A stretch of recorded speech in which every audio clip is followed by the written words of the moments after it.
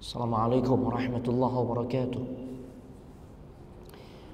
Innal hamdalillah nahmaduhu wa nasta'inuhu wa nastaghfiruh wa na'udzu billahi min shururi anfusina wa min sayyiati a'malina.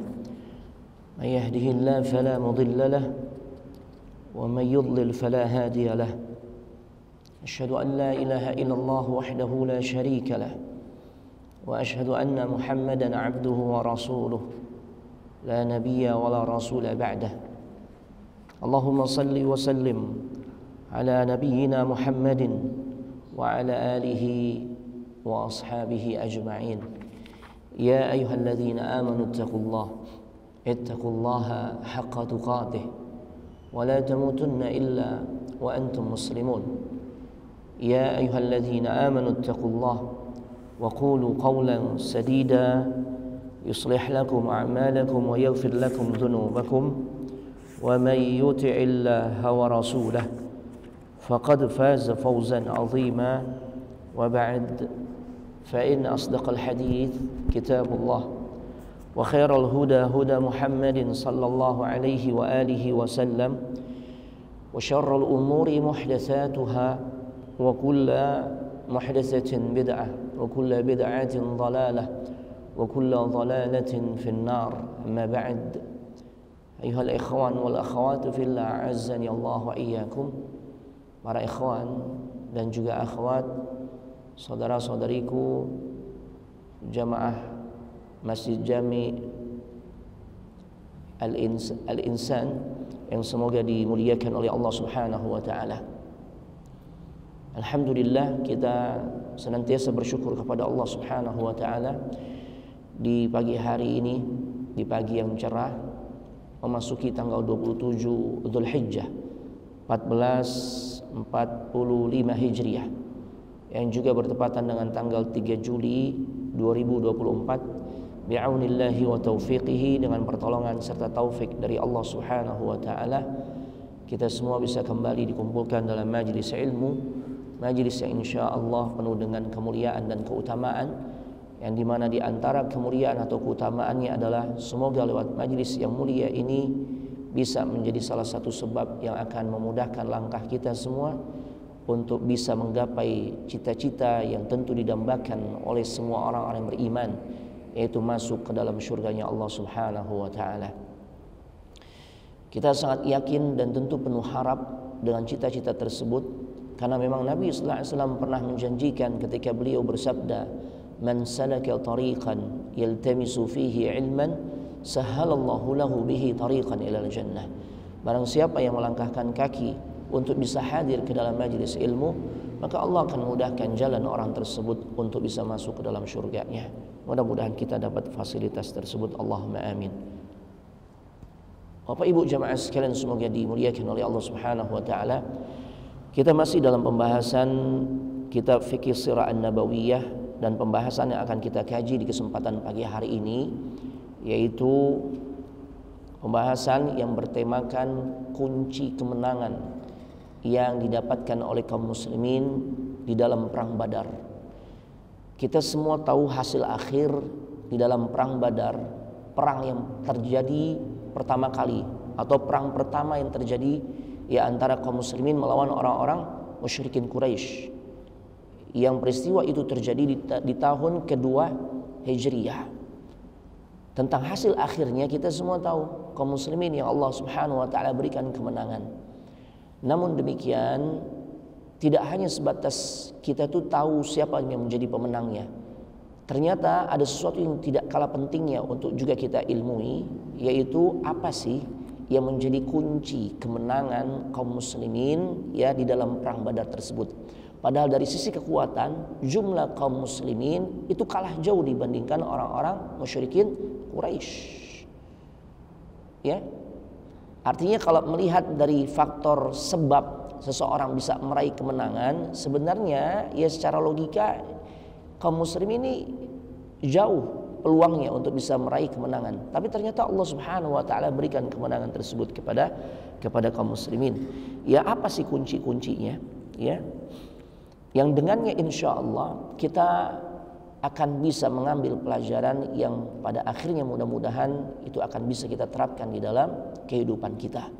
Karena sesungguhnya dari peperangan-peperangan yang terjadi yang dialami oleh Nabi sallallahu alaihi wasallam bersama kaum muslimin, yaitu tidak hanya bercerita tentang berkaitan dengan bagaimana kedua pihak antara pihak kaum muslimin dengan orang-orang musyrikin Quraisy ataupun pihak-pihak lain yang menjadi musuh-musuh kaum muslimin itu saling unjuk kekuatan, tidak. Mereka turun di medan perang dengan persenjataan yang lengkap, dengan semangat juang untuk saling mengalahkan. Tidak hanya sebatas itu, tapi sesungguhnya di dalam setiap peperangan yang dijalani oleh Rasul bersama kaum muslimin itu ternyata juga syarat akan nilai-nilai kehidupan yang bisa kita terapkan.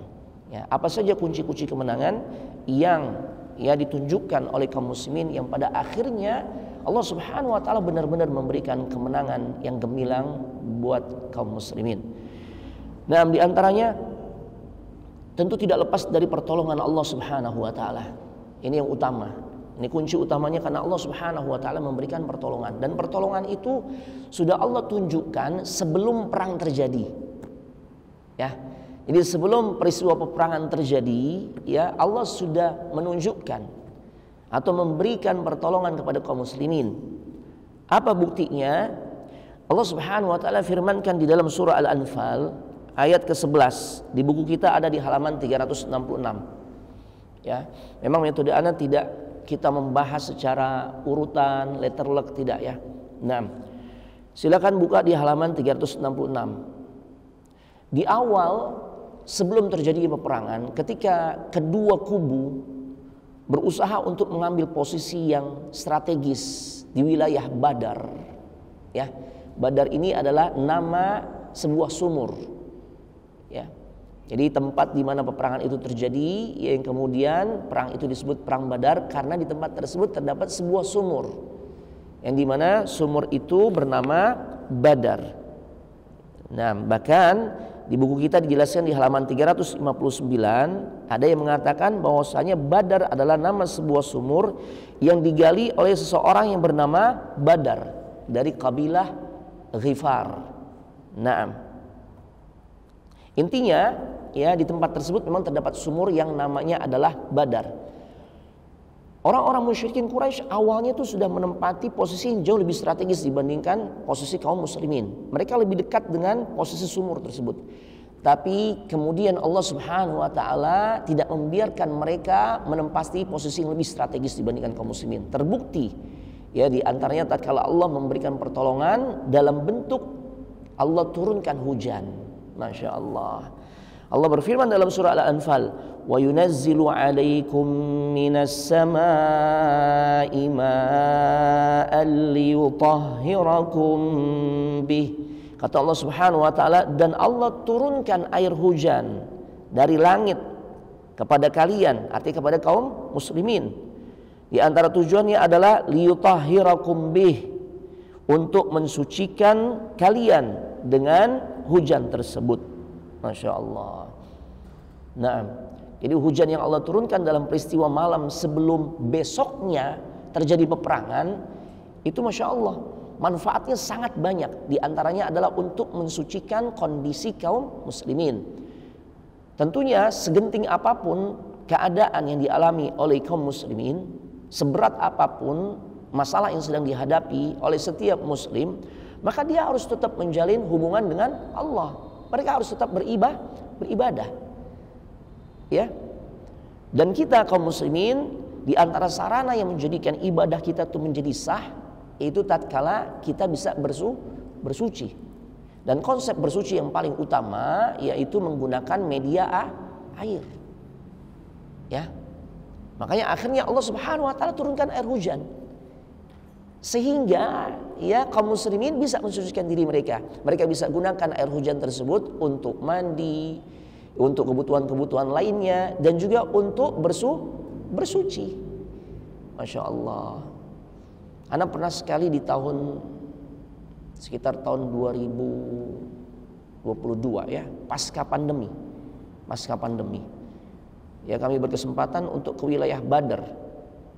Dari kota suci Madinah itu kurang lebih perjalanan 2 jam lebih, ya 2,5 jam lah, masya Allah.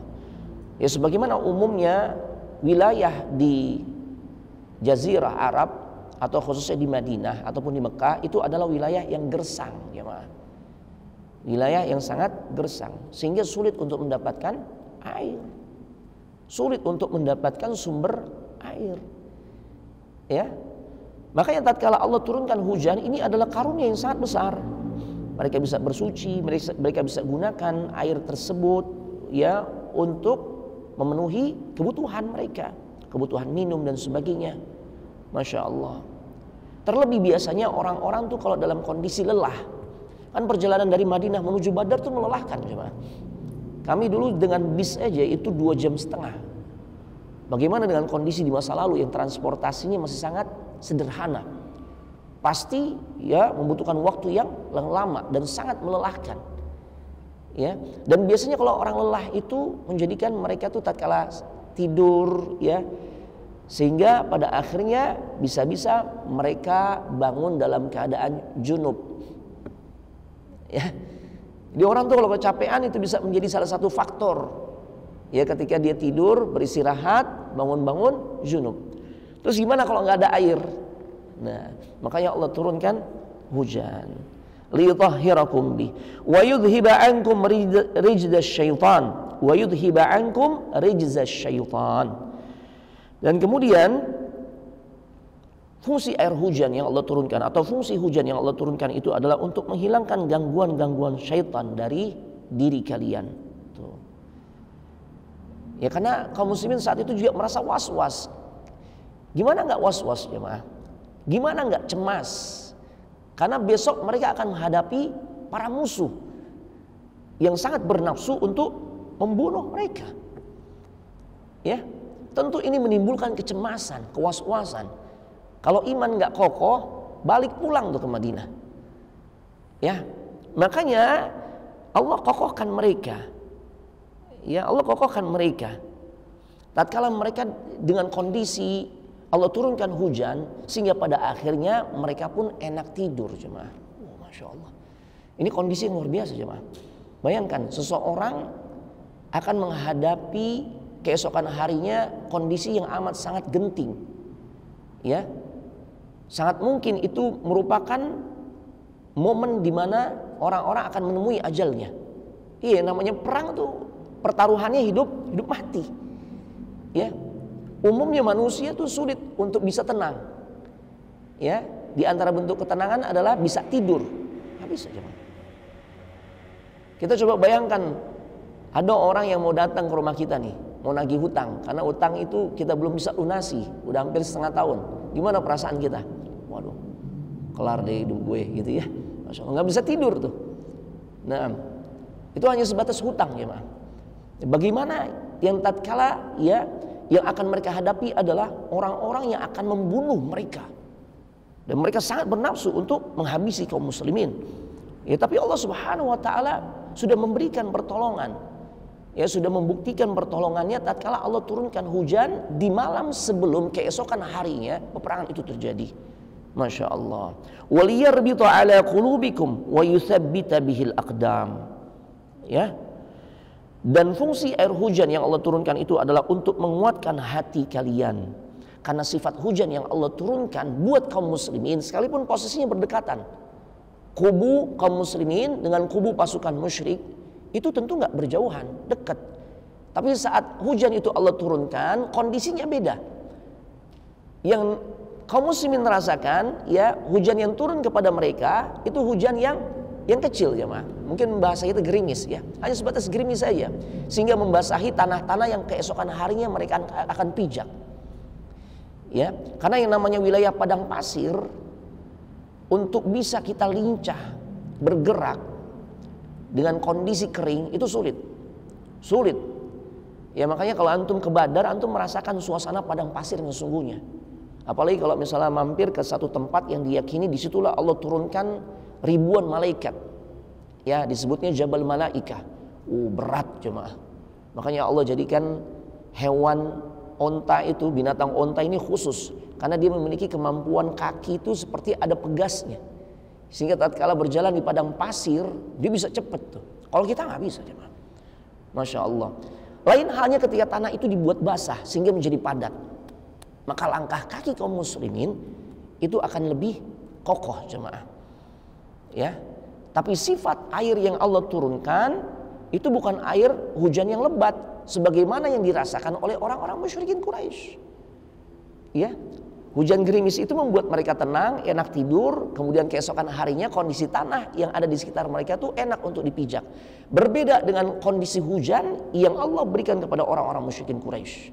Hujan yang lebat disertai badai, ya, sehingga tanah atau pasir pun semakin lengket dan sehingga membuat sulit mereka untuk melangkah. Allahu Akbar.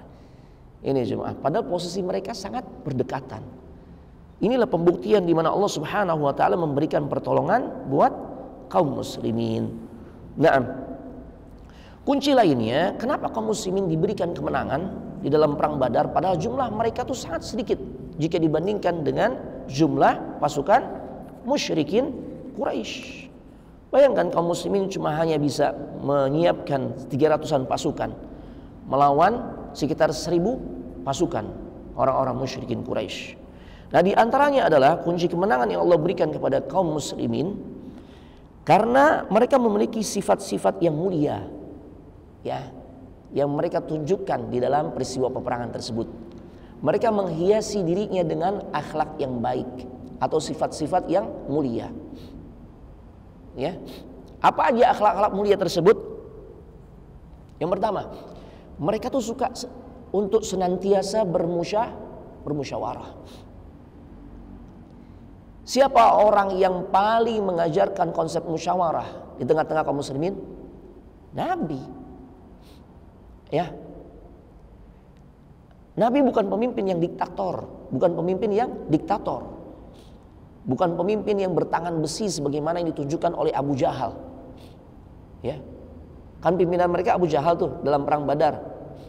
Sebenarnya sudah banyak tuh tokoh-tokoh dari musyrikin Quraisy yang menganjurkan agar orang-orang musyrik nggak usah perang, nggak usah berangkat ke Madinah atau ke Badar. Kenapa? Karena Abu Sufyan telah berhasil meloloskan diri. Pertemuan yang lalu Anda sampaikan. Ya, awalnya kan Nabi menghimpun sekitar 300 pasukan itu untuk menghadang kafilah dagang yang dipimpin oleh Abu Sufyan, yang jumlah orang-orang yang dibawa oleh Abu Sufyan itu hanya sebatas 40-an saja. Makanya Rasul persiapkan 300 cukuplah. Ya. Tapi ternyata Abu Sufyan berhasil lolos. Informan mereka yang mengabarkan kepada pembesar-pembesar Quraisy bahwasanya Abu Sufyan akan dihadang oleh Muhammad dan para sahabatnya. Ancamannya harta kalian yang sejumlah sekitar 50.000 dinar. Ini sekitar hampir 300 eman nih. Ya, kalau dirupiahkan itu akan diambil oleh Muhammad dan pengikutnya. Nah, akhirnya makanya mereka bergerak menghimpun pasukan untuk memberikan pembelaan terhadap Abu Sufyan dan kafilah dagangnya. Tapi ternyata Abu Sufyan udah selamat dan mereka tahu itu. Tapi karena bicara ini udah masalah gengsi nih, ya, makanya Abu Jahal tetap dia tetap memprovokasi, mempengaruhi orang-orang musyrikin Quraisy untuk tetap berangkat, jemaah. Padahal ada pembesar-pembesar Quraisy yang tidak sependapat, di antaranya Al-Akhnas ibn Syuraik. Ya. Dia tuh yang enggak setuju. Untuk apa kita berangkat? Toh harta kita udah selamat. Kalian akan menyengsarakan diri kalian, kata Al-Akhnas ibn Syuraik. Ya. Naam. Sampai-sampai dia mengatakan, begitu juga Utbah ibn Rabi'ah. Dia mengatakan, wahai kaumku, taatilah aku, jangan perangi mereka, jangan perang lawan orang-orang Islam. Ya. Karena berperang melawan mereka itu hanya sebatas akan menggoreskan luka di hati kalian. Baik. Kenapa demikian? Karena setiap orang dari kalian pasti akan melihat pembunuhan yang terjadi antara saudara dengan saudaranya, antara ayah dengan anaknya. Karena mereka kan sama-sama dari suku Quraisy. Itu. Untuk apa Dia udah selamat, Abu Sufyan udah selamat. Itu jemaah. Makanya tadinya pasukan yang disiapkan oleh orang-orang musyrikin Quraisy itu 1.300 jemaah. Nah, dengan sebab penjelasan dari Al-Akhnas ibn Syuraiq, maka akhirnya ya berkuranglah pasukan mereka sekitar 300. Yang 300 itu ikut perintah Al-Akhnas ibn Syuraiq. Ya mereka masih pakai akal sehatnya, oh ya benar juga, ngapain juga. Ya, maka tinggallah 1.000 orang-orang yang memang mereka ini berhasil diprovokasi oleh Abu Jahal. Ya, naam. Artinya di sini kita bisa tahu gaya kepemimpinan Abu Jahal yang menjadi pemimpin mereka itu gaya diktator, ya. Dia nggak mendengar sekelilingnya. Ada Utbah ibn Rabi'ah yang juga mengusulkan, ngapain juga. Ada juga Al-Akhnas ibn Hunais. Ya Allah, ngapain juga? Ya tetap berangkat. Al-Akhnas ibn Syuraiq juga mengatakan demikian. Tapi karena gaya kepemimpinan yang otoriter, dia nggak pertimbangkan ya dari orang-orang sekitarnya, dari pembesar-pembesar yang lain. Berbeda dengan Nabi sallallahu alaihi wasallam. Nabi ketika melihat kaum muhajirin begitu semangat, mereka nggak kenal takut mati, ya mereka tidak takut mati. Tapi Rasulullah SAW masih memperhatikan kelompok lain yang sebenarnya di dalam peperangan tersebut itu tidak memiliki keterlibatan apapun dengan permasalahan yang ada antara ya muhajirin dan orang-orang Mekah. Siapa mereka? Ansor. Ya. Ketika Rasul menghadang atau berencana menghadang pasukannya Abu Sufyan, kafilah dagangnya Abu Sufyan, itu kan memang ada kepentingan. Apa kepentingannya? Tidak lain untuk mengambil kembali harta-harta kaum muslimin yang ditahan tatkala mereka hijrah. Itu bukan untuk ngebegal, bukan. Untuk mengambil hak. Itu kan kepentingan orang muhajirin ya terhadap orang-orang musyrikin Quraisy. Ansar nggak ada kepentingan, tapi ternyata harta tersebut yang dibawa oleh Abu Sufyan selamat tuh. Ya, Abu Sufyan berhasil menyelamatkan diri beserta harta yang dia bawa ya dengan 40 pasukannya. Berarti kan tantangan berikutnya ini menghadapi pasukan yang akan siap untuk saling membunuh. Orang-orang Ansar nggak ada kepentingan, jemaah. Makanya Rasul ajak musyawarah. Ketika orang muhajirin sudah menunjukkan semangat untuk bertempur, Rasul belum puas. Sampai kemudian perwakilan dari mereka pun mengatakan, ya kita siap mati ya Rasul. Sekalipun engkau ajak kami untuk nyebur ke lautan, kita nyebur. Masya Allah. Ini musyawarah, jemaah. Luar biasa. Nah, dan begitulah seharusnya kita menerapkan konsep musyawarah di dalam kehidupan kita, khususnya di dalam perkara-perkara yang penting. Ya, di antaranya ya kalau kita ingin menentukan siapa orang yang pas untuk menjadi pendamping hidup anak kita, musyawarah. Kita musyawarah kepada pasangan hidup, musyawarah kepada anak kita yang bersangkutan, musyawarah. Atau mungkin juga kita ajak musyawarah orang luar untuk mencari tahu siapa sosok yang datang ya dengan niatan serius untuk menikahi anak kita misalnya. Musyawarah jemaah. Masya Allah. Ya. Musyawarah. Untuk menentukan ini kelanjutan anak kita gimana nih, studinya, sekolahnya di mana nih. Nah, musyawarah. Nah, kemudian sifat mulia yang berikutnya adalah mereka ketika turun ke medan pertempuran, itu dasar apa yang akan mereka jalani itu adalah keimanan, jemaah. Ya, bukan motivasinya untuk mempertahankan gengsi, pamor, ya sebagai suku yang besar yang disegani, enggak. Ya, tapi dasar mereka tatkala mereka memang harus bertempur adalah keimanan kepada Allah Subhanahu wa taala. Ya, keimanan kepada Allah dan Rasulnya. Ini tentu kontras dengan yang ditunjukkan oleh orang-orang musyrikin Quraisy. Meskipun jumlah mereka jauh lebih besar, namun turunnya mereka ke medan pertempuran itu tidak lain tujuannya adalah demi ketenaran, kesombongan dan menunjukkan kekuatan. Hanya sebatas itu. Ya. Sedangkan kaum muslimin tidaklah mereka turun ke medan jihad, melainkan karena mereka berharap pahala di sisi Allah Subhanahu wa taala, karena mereka percaya tuh dengan janji-janji Allah dan Rasulnya. Masya Allah.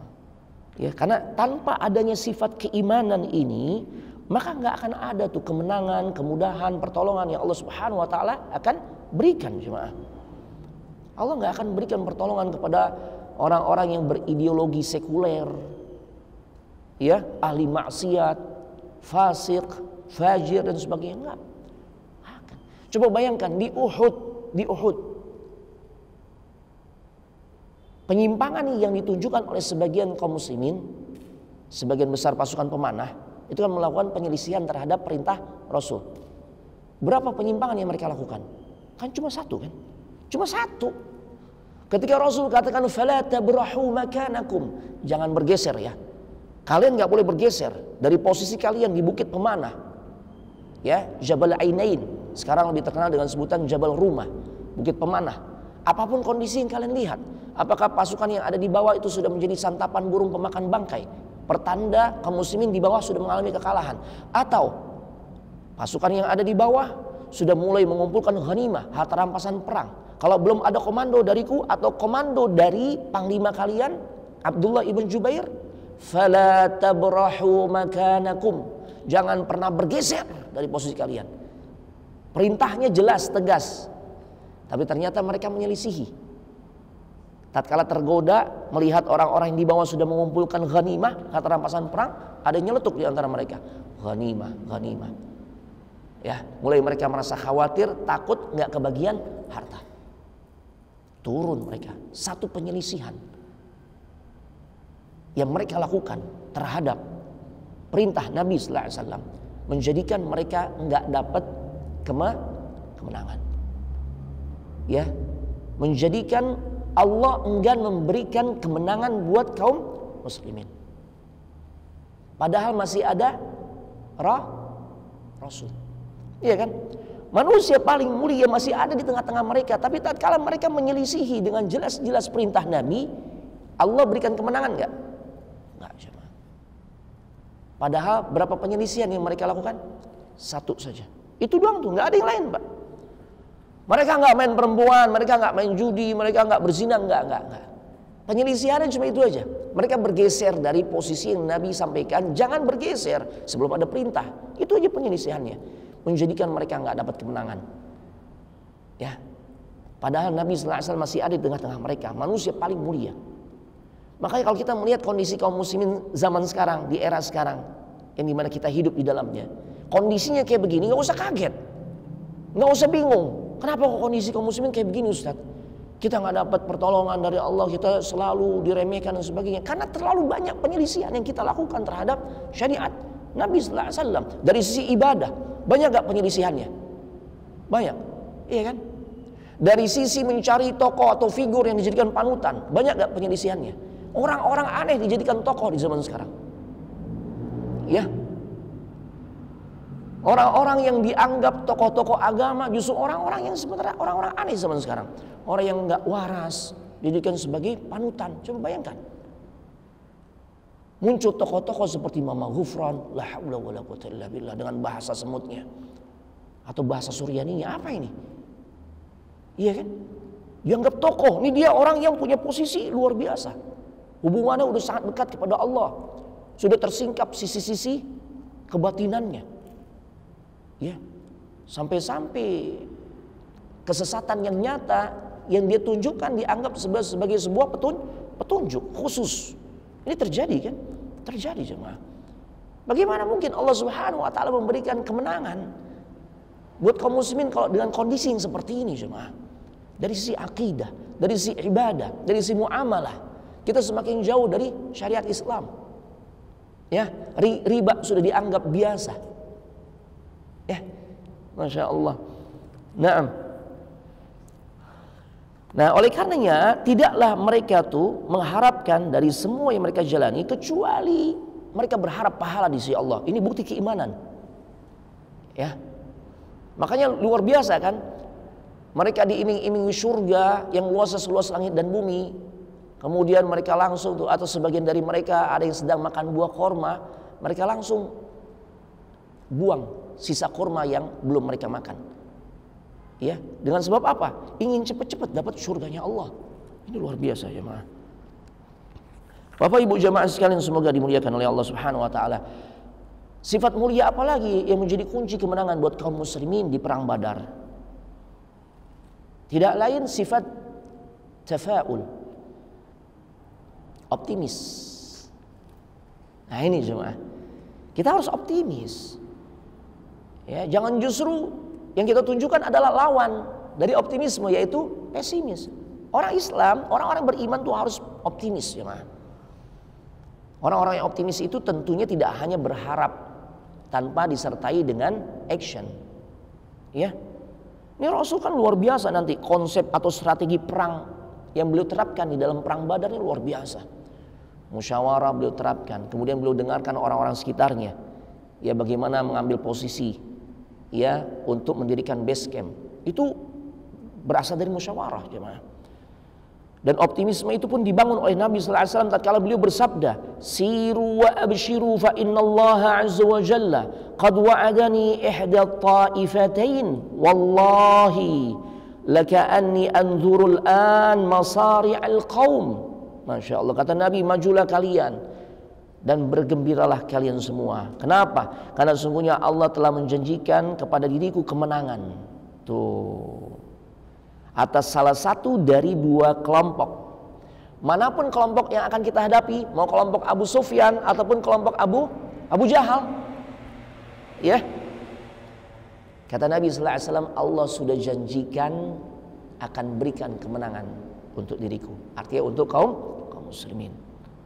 Demi Allah, seakan-akan saat ini ya, kata Nabi sallallahu alaihi wasallam, aku melihat tempat-tempat terbunuhnya mereka.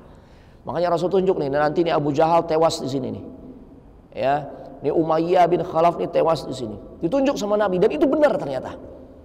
Persaksian dari para sahabat yang tatkala perang usai, mayat di kalangan musuh bergelimpangan, mereka benar-benar takjub dengan apa yang Nabi sallallahu alaihi wasallam pernah sampaikan. Di posisi-posisi itulah mayat-mayat bergelimpangan di kalangan musuh. Allahu Akbar. Dibangun optimismenya.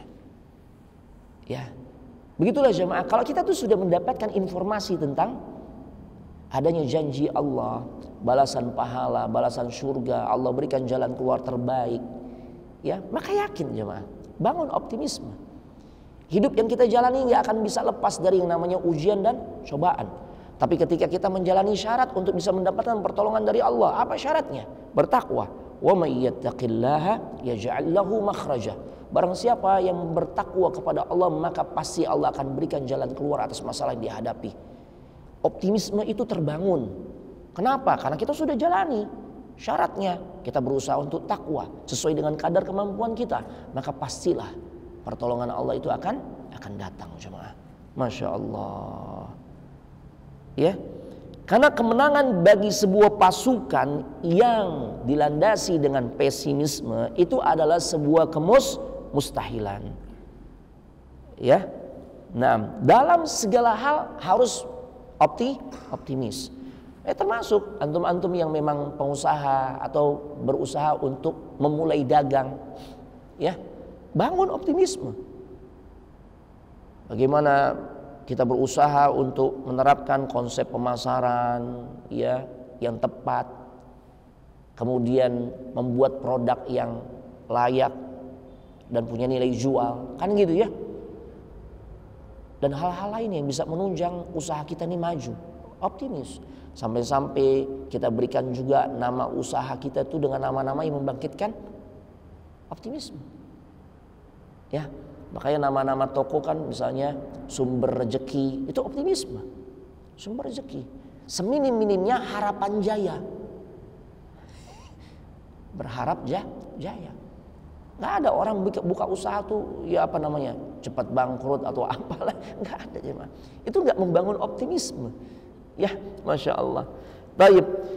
Sifat berikutnya, harus punya tekad yang kuat dan jangan ragu. Ini yang gak ada pada kalangan orang-orang musyrikin Quraisy. Jumlah mereka jauh lebih besar, 1000 pasukan. Bahkan awalnya 1300. Tapi mereka diliputi oleh keraguan. Makanya mundur berapa? Tadi 300. Di antara mereka saja sebelum perang terjadi, itu sudah berdebat. sudah berselisih faham. Berbeda dengan yang ditunjukkan oleh kaum muslimin. Mereka menyatukan tekad dan gak ada sedikit pun keraguan. Ini jemaah. Ya. Maka pada akhirnya Allah Subhanahu wa taala memberikan kemenangan buat kaum muslimin. Naam. Ketahuilah jemaah, keraguan itu merupakan salah satu pintu yang dimana syaitan akan mudah ya mempengaruhi diri kita jemaah, melemahkan tekad seseorang. Jangan ragu jemaah. Kadang kalau orang hijrah tuh kenapa nggak jadi hijrah? Ragu jemaah. Ragu dengan jaminan Allah, ragu dengan pertolongan Allah, ragu dengan janji-janji Allah, ya, dan sebagainya. Naam. Ini yang pada akhirnya menjadikan orang tersebut membuka pintu-pintu syaitan untuk menguasai dirinya. Masya Allah. Makanya ketika Allah Subhanahu wa taala berfirman dalam surah Ali Imran ayat 159, "Wasyawirhum fil amr," dan bermusyawarahlah dengan mereka dalam berbagai urusan. Fa idza azamta fatawakkal 'ala Allah.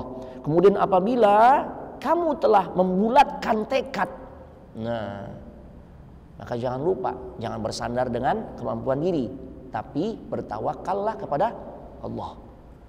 Ini jemaah. Ya. Innallaha yuhibbul mutawakkilin. Karena sesungguhnya Allah sangat cinta kepada orang-orang yang bertawakal. Ini nih yang enggak ada pada diri kalangan kaum musyrikin. Umayyah bin Khalaf mundur maju jemaah. Ya, Umayyah itu awalnya salah satu pemimpin musyrikin Quraisy. Mantan majikannya Bilal yang tukang nyeksain Bilal nih. Awalnya nggak mau berangkat tuh ke Badar untuk berperang. Tapi karena terus diprovokasi oleh Abu Jahal. Abu Jahal katakan, nih ente perempuan nih. Ya, lebih cocok pakai pakaian perempuan dan sebagainya. Bahkan dibawain wangi-wangian yang biasa dipakai oleh perempuan. Nih, pakai nih. Ya. Sampai pada akhirnya terprovokasi, berangkat juga. Tapi diawali dengan keraguan. Bahkan keraguan itu pun muncul di saat dia sudah mulai berada di dalam barisan orang-orang musyrikin Quraisy. Perjalanan dari Mekah menuju Badar diliputi dengan keraguan. Dibuktikan dalam bentuk apa? Tatkala Umayyah menyiapkan tunggangan yang terbaik yang memiliki kemampuan lari kencang. Tujuannya apa? Ternyata dia sediakan tunggangan yang seperti itu agar pada suatu kondisi dia mudah untuk lari. Udah diliputi oleh keraguan jemaah. Ya. Bapak Ibu jemaah sekalian semoga dimuliakan oleh Allah Subhanahu wa taala. Di dalam perang Badar ada beberapa orang yang dicatat di dalam sejarah yang mereka nggak ikut di dalam perang Badar. Ada beberapa sahabat. Di antara yang pertama adalah Utsman bin Affan. Utsman nggak ikut dalam perang Badar, tapi bukan karena dia tidak ingin berjihad. Ya, bukan karena itu alasannya. Alasannya tidak lain karena memang atas perintah Nabi sallallahu alaihi wasallam. Kenapa Nabi perintahkan Utsman untuk tidak ikut di dalam perang Badar? Apa alasannya jemaah? Ngejagain sang istri, yang dimana istrinya tersebut adalah salah satu putrinya Nabi yang sedang sakit. Nabi berkata kepada Utsman, "Inna laka ajra rajulin mimman syahida badran wa sahmahu." Sekalipun kau nggak ikut, sesungguhnya kamu mendapatkan pahala seperti pahala orang yang ikut terlibat dalam perang Badar. Dan engkau pun berhak untuk nanti mendapatkan ghanimah. Ini khusus kenapa Anda perlu angkat? Karena kalau kita membahas tentang sirahnya, sejarahnya Utsman, orang-orang Khawarij ketika mereka mengeksekusi Utsman ibn Affan dengan cara yang sangat sadis, di antara bentuk ejekan-ejekan yang menjadi dasar mereka tuh ya berusaha untuk melengsarkan Utsman dari jabatan kekhalifahannya adalah Utsman dianggap nggak layak untuk jadi pemimpin mereka. Kenapa? Di perang Badar aja kabur, nggak mau ikut. Statement mereka tentang Utsman menunjukkan kejahilan mereka yang sangat nyata. Iya kan? Mereka tuh cuma punya semangat gede yang mengatasnamakan mereka ngebela Islam, seakan-akan seperti itu. Padahal mereka jahil jemaah. Utsman nggak ikut bukan karena memang takut perang, karena Nabi yang perintahkan. Putrinya Ruqayyah sakit. Ya, bahkan tatkala perang selesai, kaum muslimin mendapatkan kemenangan, namun di sisi lain muncul berita duka karena Ruqayyah meninggal. Allahu Akbar. Ya, begitu juga Talha ibn Ubaidillah dan Sa'id ibn Zaid, dua sahabat yang termasuk min asyril mubasysyirina bil jannah. Dua sahabat yang termasuk 10 sahabat yang dalam satu kesempatan Nabi absen, Nabi sebutkan dijamin surga. Juga nggak ikut dalam perang Badar. Tapi mereka dapat keutamaan Al-Badri. Karena keduanya memang dapat tugas khusus oleh Nabi. Ya, untuk memata-matai pergerakan Abu Sufyan dan kafilah dagangnya. Udah selesai menjalankan misi, Rasul udah berangkat ke Badar, udah keluar dari Madinah bersama kaum muslimin. Itu jemaah. Ya. Naam. Nah, ada juga yang menarik nih jemaah. Ini menarik nih, Masya Allah. Ada sosok yang juga tidak ikut perang Badar, dia sahabat Nabi yang namanya Abu Umamah bin Tha'labah Al-Ansari. Ini penting jemaah, Anda perlu sampaikan. Kenapa nih orang nggak ikut perang Badar? Sahabat Nabi nggak ikut perang Badar, padahal perang Badar ini perang yang memiliki keutamaan tersendiri. Ya, sampai-sampai orang-orang yang ikut dalam perang Badar dijamin surga. Sampai-sampai mereka disematkan di ujung namanya Al-Badri. Tapi nggak demikian tatkala mereka-mereka yang ikut dalam perang Uhud, nggak ada Uhudi, nggak ada. Yang ikut perang Khandaq, Khandaki nggak ada. Yang ikut perang Tabuk, Tabuki nggak ada. Khusus perang Badar mereka dapat gelar Al-Badri. Ada di antara sahabat yang nggak ikut selain Utsman dan juga Talha serta Sa'id ibn Zaid. Di antaranya adalah Abu Umamah bin Tha'labah Al-Ansari, sahabat Ansor. Padahal mayoritas orang Ansor ikut perang kan. Tapi alasannya ini perlu kita faham jemaah. Beliau nggak ikut perang Badar itu dengan sebab ya merawat ibunya.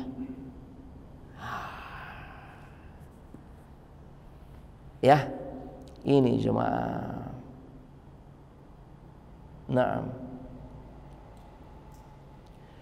beliau lebih memprioritaskan untuk berbakti kepada orang tuanya, itu ibunya jemaah. Walaupun awalnya beliau ingin gabung dalam pasukan kaum muslimin. Ya. Naam. Bahkan beliau sempat berdebat dengan pamannya. Namanya Abu Burdah. Kata Abu Burdah, "Wahai Abu Umamah, rawatlah ibumu." Ya. "Wahai ponakanku Abu Umamah, rawat ibumu, jangan berangkat perang." Tapi Abu Umamah justru mengatakan, "Bukankah sebaiknya engkau saja wahai pamanku yang merawat saudarimu, yaitu ibuku?" Akhirnya hal ini diberitakan kepada Nabi sallallahu alaihi wasallam. Dan ternyata Nabi punya perhatian khusus. Ya. Nabi menyampaikan hukum khusus. Tatkala beliau memerintahkan Abu Umamah untuk tidak ikut perang dan merawat sang ibu. Ini penting jemaah. Ya, ini penting. Sebagaimana sebuah hadis yang dimana Nabi sallallahu alaihi wasallam pernah didatangi oleh seorang yang minta izin kepada Nabi untuk ikut berjihad. Maka Rasulullah SAW bersabda kepada orang ini, "Ahayyun walidak?" Ya, kedua orang tuamu masih hidup gak? Qala na'am. Iya ya Rasul, orang tuaku masih hidup. Apa kata Rasulullah SAW kepada orang yang datang menghadap dirinya untuk ikut berjihad? Fafihima fajahid. Maka kepada keduanya lah hendaknya engkau berjihad dalam bentuk berbakti. Gak usah ikut perang, bakti sama orang tua. Para ulama memang menjabarkan nih, di saat memang orang tua kita nih kebutuhannya terhadap kita itu sangat besar, dia sangat bergantung dengan keberadaan kita, maka pintu jihad itu dikalahkan oleh pintu bakti kepada orang tua.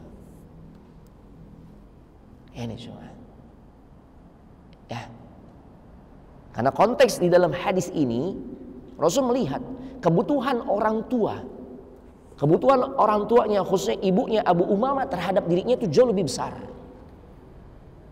atau sangat besar. Oleh karenanya keutamaan bakti sama orang tua dibandingkan dengan jihad dalam konteks yang dialami oleh Abu Umamah itu lebih prioritas untuk dia lakukan kebaktiannya terhadap orang tua. Ini jemaah. Nih penting nih. Kadang-kala kan kita dihadapkan pada pilihan ya, antara keinginan kita, memenuhi keinginan kita dengan keinginan orang tua. Kita lihatlah bagaimana tingginya kedudukan kedua orang tua kita. Sampai dalam urusan jihad pun tersingkirkan tuh kewajibannya. Tatkala dihadapkan ada kewajiban lain untuk berbakti kepada orang tua. Cuma kita pengen nih dapat panggilan kerja, gajinya gede, tapi jauh, keluar kota, bahkan keluar negeri, atau minimal keluar pulau. Ya kita tinggal Pulau Jawa bersama orang tua, harus ke Sumatera, ke Sulawesi, ya ke Papua dan sebagainya. Orang tua sudah menunjukkan keberatan untuk melepas kepergian kita. Ya, maka jangan paksakan diri untuk memuaskan keinginan kita, jemaah. Jangan karena hanya sebatas untuk bekerja, padahal pintu rizki yang Allah sediakan masih banyak. Berjihad saja. Sampai-sampai Nabi katakan, fafihima fajahid. Maka pada keduanya lah, pada kedua orang tuamu lah, hendaklah engkau berjihad dengan menunjukkan bakti. Pulang. Allahu Akbar. Dahsyat jemaah. Antum kenal, masih kenal ya?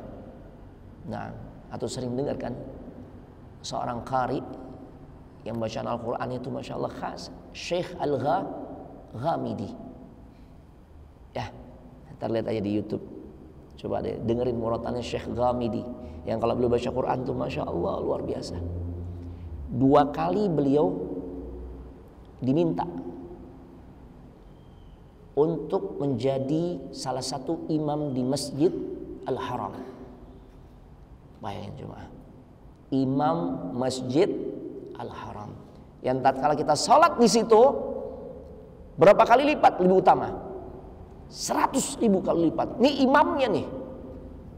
2 kali permohonan tersebut diajukan kepada dirinya untuk menjadi salah satu imam di Masjidil Haram karena memang kualitas bacaan yang luar biasa.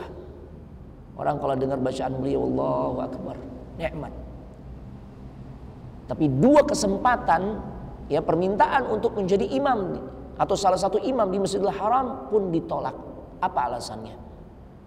Karena beliau nggak ingin jauh dari sang ibu, beliau nggak ingin jauh dari orang tuanya. Beliau tahu orang tuanya sangat bahagia kalau dirinya dekat dengannya. Ditolak jemaah. Dahsyat jemaah. Padahal posisinya apa nih? Imam Masjidil Haram jemaah. Allahu Akbar. Ya, ini hal-hal seperti ini sering kita sampaikan kepada orang tua kita, kepada anak-anak kita nih jemaah. Nilai-nilai ini yang sudah semakin tergerus, semakin hilang di tengah-tengah ya anak-anak generasi kaum muslimin zaman sekarang. Ya Allah. Nah, Bapak Ibu jemaah sekalian semoga dimuliakan oleh Allah Subhanahu wa taala. Strategi yang Nabi terapkan di dalam perang Badar, di antara Nabi mengutus satu regu yang terdiri dari beberapa orang. Ada Ali bin Abi Thalib, ada Zubair ibn al-Awwam, ada Sa'ad ibn Abi Waqqas. Mereka dapat tugas mengintai, memata-matai. Ini penting jemaah. Ya, tugas memata-matai itu penting. Baik. Apalagi dalam sebuah negara.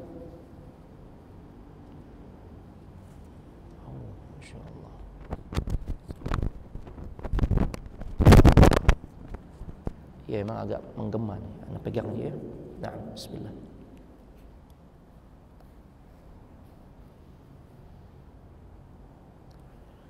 Nah.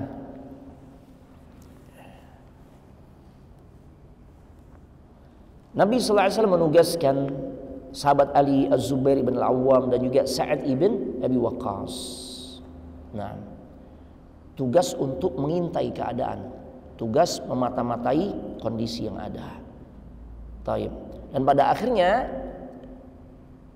regu yang dipimpin oleh Ali ini bisa ya atau berhasil menangkap 2 orang pemuda dari pasukan musuh.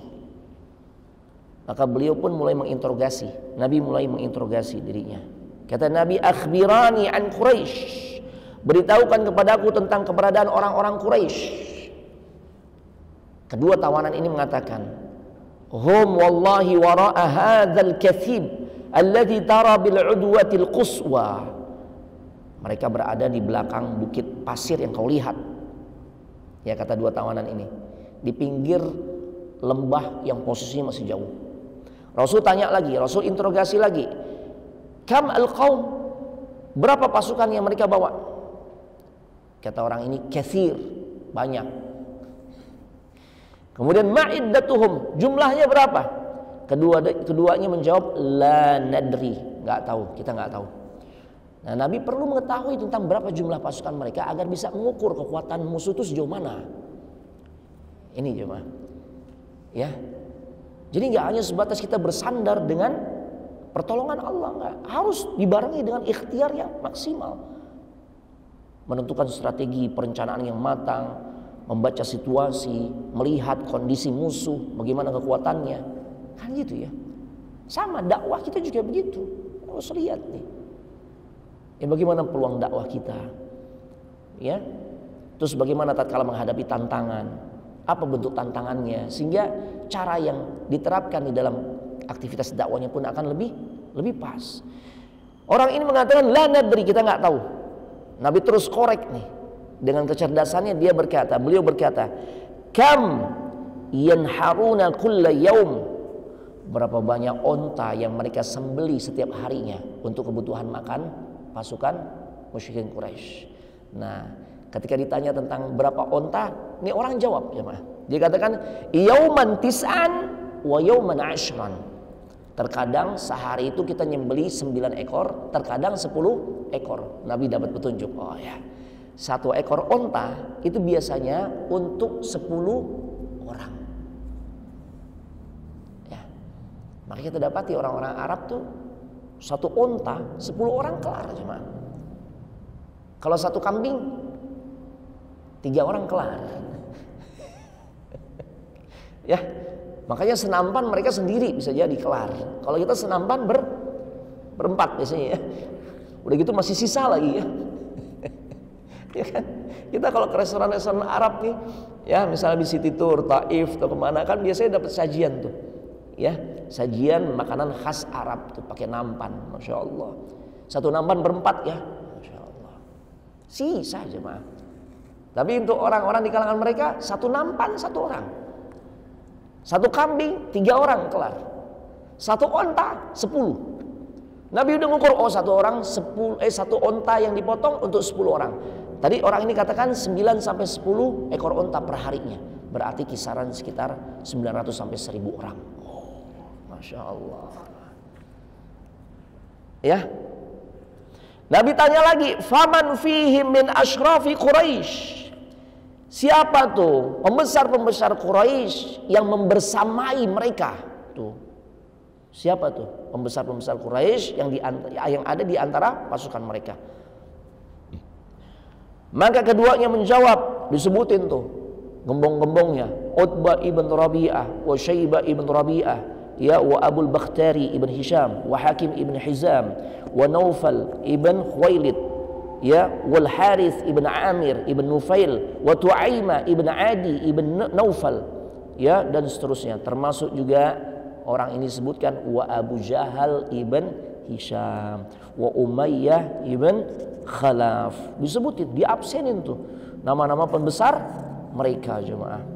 Ya Allah. Ya. Naam. Taib. Akhirnya apa yang terjadi jemaah rahimani Allah wa iyyakum? Nah. Kalau di buku kita nih ada di halaman 374. Nah, ya. Di situ ada nama-nama ya orang-orang yang tadi kami sebutkan ya. Nama sosok-sosok pemimpin mereka yang disebutkan oleh 2 tawanan tersebut. Nah, itu diantaranya mereka. Nah, setelah itu Rasul menghadap kepada para sahabatnya seraya mengatakan, "Hadihi Makkah. Qad alqat ilaikum aflada kabidiha." Ya Allah, lihatlah bagaimana Mekah telah melemparkan para pembesarnya kepada kalian. Ini motivasi Nabi lagi nih kepada para sahabat, kepada kaum muslimin, kepada pasukannya. Ya. Karena para pembesar-pembesar tersebut pada umumnya itu mereka adalah gembong-gembong yang melakukan penindasan kepada para sahabat saat di Mekah. Nih waktunya membalas kezaliman mereka. Allahu Akbar. Ya. Naam. Bapak Ibu jamaah sekalian, semoga dimuliakan oleh Allah Subhanahu wa taala. Ya. Jadi kunci kemenangan bagi kaum muslimin yang Allah Subhanahu wa taala berikan dalam perang Badar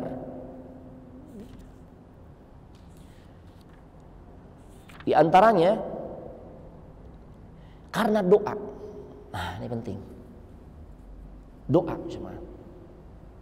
Ya. Doa ini di antara kunci kemenangan yang diraih oleh kaum muslimin. Ya Allah. Di saat kaum muslimin tertidur sebelum hari peperangan terjadi, di malam harinya kan, keesokannya kan baru perang. Malam harinya pada tidur. Karena Allah buat mereka tenang, nyaman tidur dengan ya diiringi hujan dan rintik-rintik. Yang nggak tidur siapa? Nabi.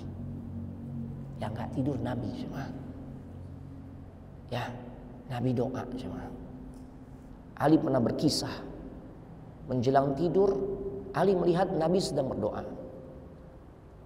Menjelang subuh, Ali bangun, Nabi masih tetap berdoa. Allahu Akbar. Ya. Itu kisah yang disampaikan oleh sahabat Ali bin Abi Thalib. Ya Allah. Rasul angkat tangannya seraya berdoa, Allahumma hadhihi Quraisy qad aqbalat bi khuyalaiha wa fakhriha. Ya Allah, ini pasukan Quraisy ya Allah. Datang mereka dengan segala keangkuhan dan kesombongannya ya Allah. Kemudian Rasulullah SAW mengatakan, tuhaduka wa tukadzibu rasulak. Mereka menentangmu dan juga mendustakan Rasulmu ya Allah. Allahumma fanasraka alladhi wa'adtani. Allahumma ahinhumul ghadah. Ya, apa kata Nabi dalam doanya? Ya Allah, penuhilah pertolongan yang telah Engkau janjikan buat diriku ya Allah. Ya Allah, binasakanlah mereka pada hari ini ya Allah. Masya Allah. Jadi Rasul nggak bersandar dengan kemampuan diri dan juga pasukan yang dimilikinya, enggak. Tapi bersandar dengan pertolongan Allah Subhanahu wa taala. Enggak berhenti-berhenti Nabi sallallahu alaihi wasallam berdoa kepada Allah. Ya. Agar Allah Subhanahu wa taala memberikan kemenangan buat kaum muslimin.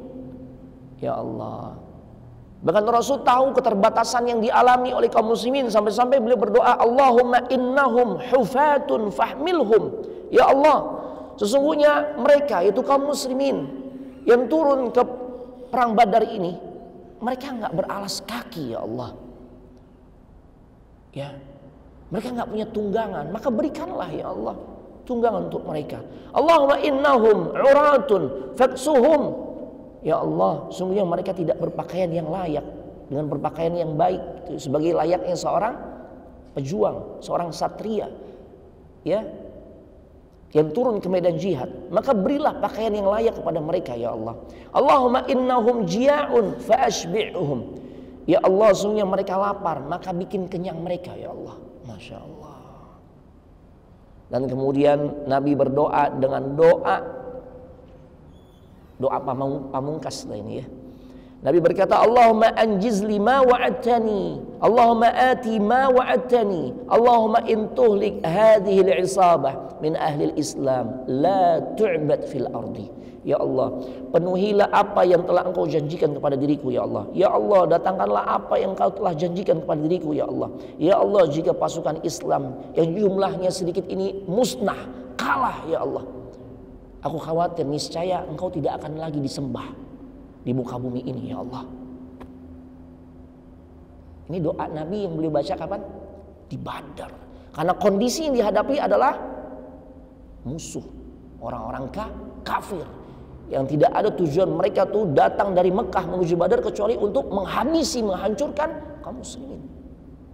Dan jumlah pasukan yang mereka bawa jauh lebih besar dibandingkan yang dimiliki oleh kaum muslimin. Maka Nabi berdoa seperti ini. Kalau engkau enggak memberikan kemenangan kepada kaum muslimin dan kaum muslimin justru mengalami kekalahan, aku khawatir engkau enggak bisa disembah lagi di muka bumi ini. Ini jemaah. Ya, tapi justru doa ini dijadikan sebagai komoditi politik di zaman dulu. Ya, di musim politik pernah kan doa ini disampaikan? Ya Allah, jika engkau tidak memenangkan pasangan ini ya Allah, aku khawatir engkau enggak disembah ya Allah. Parahnya jemaah. Nabi doa seperti ini karena yang dihadapi adalah musuh. Urusan masalah kepemimpinan, doa begini jemaah. Makanya Allah buktikan ya. Gimana hasilnya waktu itu? Ya, Allahu Akbar. Dan ada sesuatu yang spesial. Ini menunjukkan keutamaan sahabat yang satu ini, yang diajak, yang dipercaya oleh Nabi untuk mendampingi dirinya di dalam urusan berdoa di saat semua kaum muslimin kebanyakan tertidur pulas. Siapa sahabat tersebut? Abu Bakar. Makanya dalam urusan ibadah jangan sembarang ngajak orang jemaah. Dalam hal-hal penting mesti orang-orang terbaik yang kita ajak jemaah. Nabi mengajak Abu Bakar As-Siddiq untuk mendampinginya. Jadi yang doa itu Nabi dan juga Abu Bakar. Abu Bakar doa juga. Ketika beliau mendengar rengekan Nabi sallallahu alaihi wasallam lewat munajat-munajatnya, sampai-sampai selendangnya jatuh, diambilin oleh Abu Bakar dan diletakkan lagi di pundaknya Nabi sallallahu alaihi wasallam. Ya. Dengan penuh kelembutan Abu Bakar memegang pundaknya Nabi seraya berkata, "Ya Nabi Allah, kafaka munasyadatuka rabbak." Wahai Nabi Allah, sungguh munajatmu kepada Rabbmu udah cukup, udah lebih dari cukup ya Rasul. Fa innahu sayunjizu laka ma wa'adak. Sesungguhnya Allah pasti akan menepati janjinya kepada dirimu ya Rasul. Ya Rasul. Allahu Akbar. Ya. Ini luar biasa jemaah rahimanallah ya. Jadi doa jemaah. Ya. Pasukan yang Allah berikan kemenangan, di antara kuncinya adalah mereka senantiasa menjalin hubungan baik dengan Allah lewat munajat atau doa-doa yang mereka sampaikan.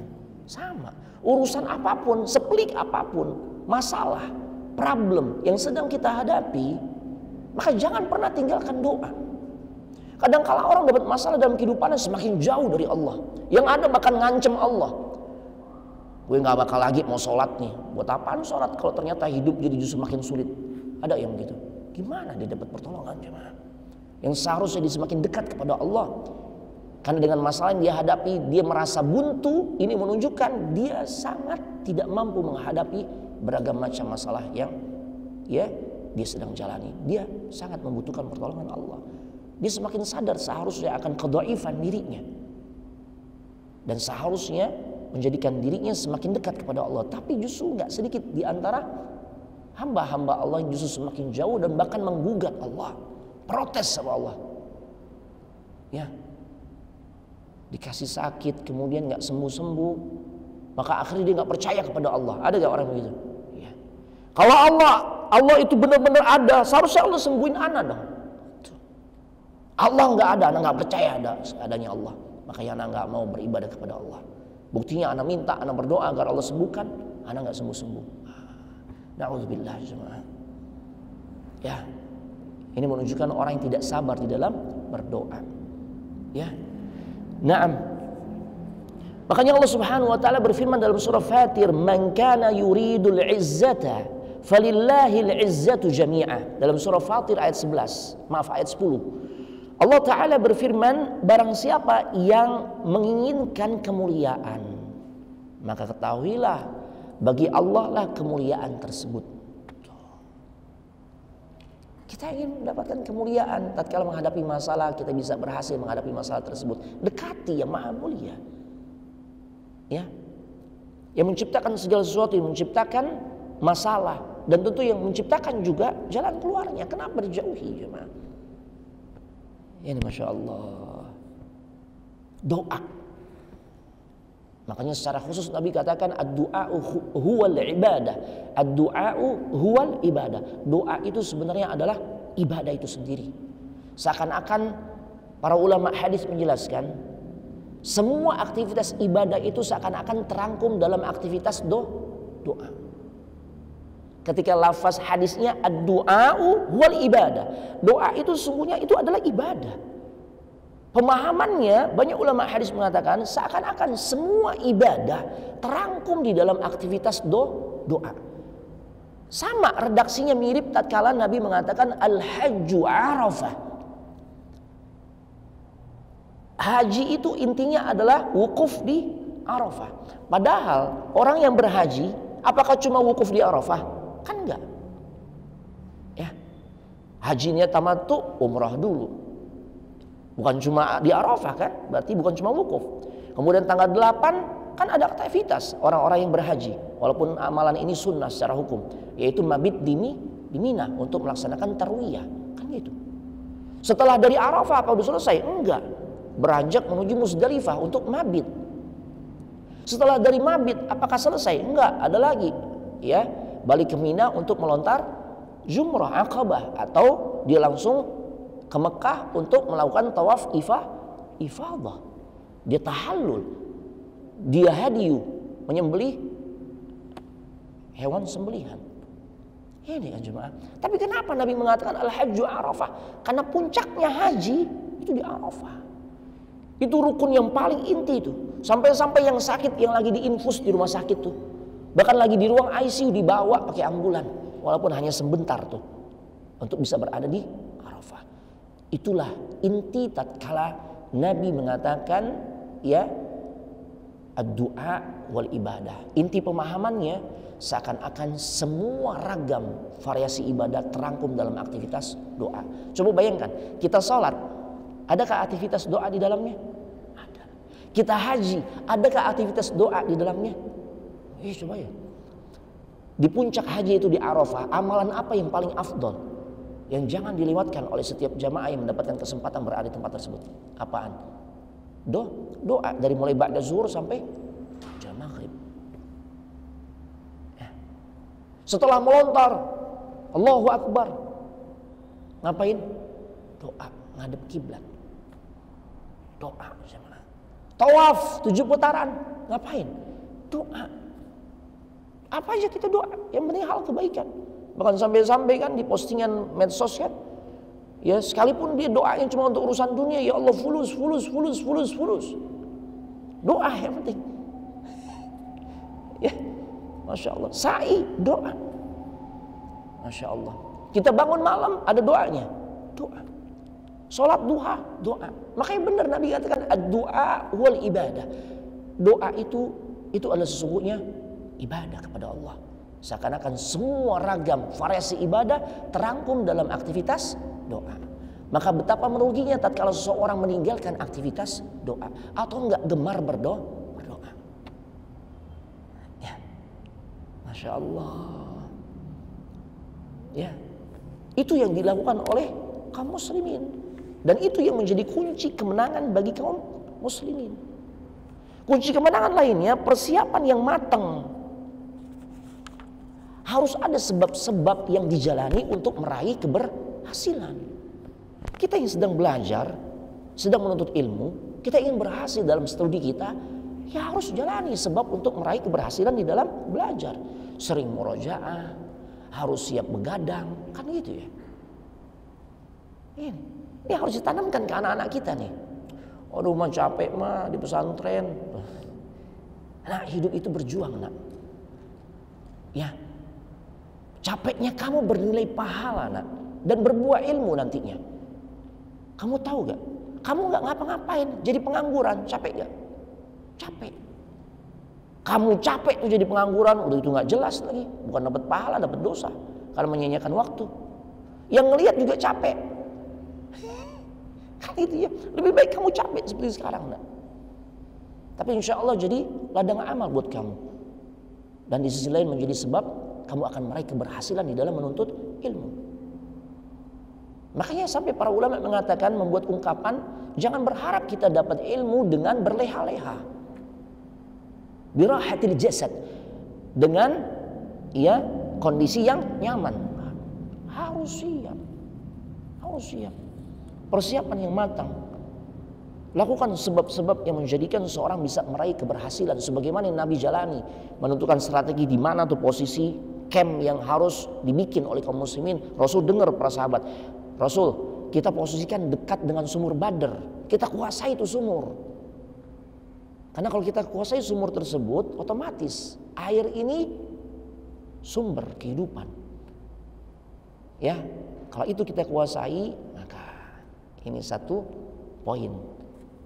Ya, kita ini lebih baik posisinya dibandingkan mereka. Masya Allah. Ya. Kemudian kunci kemenangan bagi kaum muslimin di dalam perang Badar, karena kaum muslimin memiliki seorang pemimpin yang rendah hati, jemaah. Nah, ini penting ini. Bukan pemimpin yang arogan, bukan pemimpin yang sombong, tapi pemimpin yang rendah hati. Allahu Akbar. Ada sebuah kisah. Di buku kita nggak ada ya. Ada seorang sahabat namanya Sawad ibn Ghaziyah. Tatkala Rasul sedang merapikan barisan, Rasul sodorkan tongkatnya tuh. Ya. Sebenarnya halus sih. Rasul nyodok lah gitu ya. Ya, rapiin. Cuma tongkatnya Nabi tuh mengenai perutnya Sawad bin Ghaziyah. Kata Rasul, istawi ya Sawad, istawi. Lurusin ya Sawad. Sebagian ulama menjelaskan bahwasanya Sawad memang perutnya agak maju gitu kan. Lurusin. Nah, kena lah perutnya, kena tongkatnya Nabi. Kemudian Sawad berkata, ya Rasulullah, auja'tani, ya Rasulullah, engkau telah menyakiti diriku ya Rasul. Wa qad ba'atsaka Allahu bil 'adl fa'aqidni. Allah telah mengutusmu dengan keadilan ya Rasul. Izinkan aku untuk membalas apa yang kau lakukan terhadap diriku, karena engkau menyakiti aku ya Rasul. Allahu Akbar. Sawad bin Ghaziyah berkata seperti itu. Maka Rasulullah SAW berkata, istaqid, balas, silakan. Kalau engkau merasa sikapku itu menyakiti dirimu, balas. Engkau menuntut balas, balas wahai Sawad. Allahu Akbar. Ini orang tanya lagi, ini orang komplain lagi nih. Ya, si Sawad katakan kepada Nabi, kepada Rasul, ya Rasulullah, innaka ta'antani wa laysa alayya qamis. Ya Rasul, sesungguhnya engkau tadi menusuk dengan tongkatmu, menusukku dengan tongkatmu saat aku nggak pakai baju ya Rasul. Ya, perutku dalam keadaan terbuka, aku nggak pakai baju ya Rasul. Maka Rasul pun buka bajunya, jemaah. Rasul buka baju yang menutupi bagian perutnya, agar beliau bisa, si Sawad bin Ghaziyah ini bisa balas nih sebagaimana yang beliau rasakan atas perlakuan Nabi terhadap dirinya. Ya, kata Rasul, istaqid. Rasul buka tuh. Ya Allah. Dan ternyata yang ingin dilakukan oleh Sawad bukan untuk ngebalas, jemaah. Itu triknya Sawad nih. Ya. Saat beliau melihat Rasul telah membuka bagian ya perutnya, nah Rasul membuka bajunya, tiba-tiba dengan cepat dia pun memeluk dan mencium perut Rasul sallallahu alaihi wasallam. Ya Allah. Tadinya sahabat tuh udah banyak yang jengkel nih, kurang ajar nih orang. Tapi begitu melihat ternyata itu yang diinginkan oleh Sawad, mereka kaget. Ya Allah. Ya. Inilah bukti kecintaan para sahabat terhadap Nabi sallallahu alaihi wasallam. Beliau menginginkan sebelum yang namanya perang kan hidup mati nih. Ya. Beliau khawatir dia nggak ada umur dalam peperangan tersebut, ya, beliau mati syahid. Maka beliau menginginkan tuh ada kesempatan yang dimana beliau bisa bersentuhan langsung antara kulitnya dengan kulit Nabi sallallahu alaihi wasallam. Ya Allah. Dan yang sangat luar biasanya adalah bagaimana sikap Rasul tatkala Sawad mengatakan saya ingin untuk balas atas perlakuan dirimu. Bagaimana kerendahan hati Nabi sallallahu alaihi wasallam, ketawaduan Nabi sallallahu alaihi wasallam. Ya. Kira-kira ada pemimpin yang begitu? Nggak ada. Kadang-kala pemimpin suka arogan ya, push up padahal dia nggak salah nih. Dia sadar ya itu kesalahan dirinya tatkala memerintahkan bawahannya untuk menjalani hukuman. Kira-kira ada yang kemudian tuh pemimpin diminta untuk push up lagi? Nggak ada cuma. Ya, Masya Allah. Nah, maka ketika itu yang ditunjukkan oleh Sawad, Rasul pun berkata kepada Sawad, "Ma hamalaka ala hadza ya Sawad?" Apa yang membuatmu melakukan hal ini wahai Sawad? Apa kata Sawad? Ya Rasulullah, hadara ma tara, fa aradtu an yakuna akhirul ahdi bika an yamassa jildi jildak. Ya Rasul, sesaat lagi kita akan berperang. Sebagaimana kita semua tahu, aku ingin momen terakhirku bersamamu adalah bersentuhannya kulitku dengan kulitmu. Allahu Akbar. Akhirnya Rasul pun mendoakan kebaikan untuk Sawad. Ya. Dan ternyata Allah berikan keselamatan buat Sawad di dalam perang Badar. Naam. Sawad tetap dalam keadaan hidup jemaah. Masya Allah. Jadi kunci kemenangan bagi kaum muslimin di perang Badar diantaranya karena kaum muslimin memiliki sosok pemimpin yang rendah hati jemaah. Ini jemaah. Ya. Masya Allah. Bapak Ibu jemaah sekalian, semoga dimuliakan oleh Allah Subhanahu wa taala. Kemudian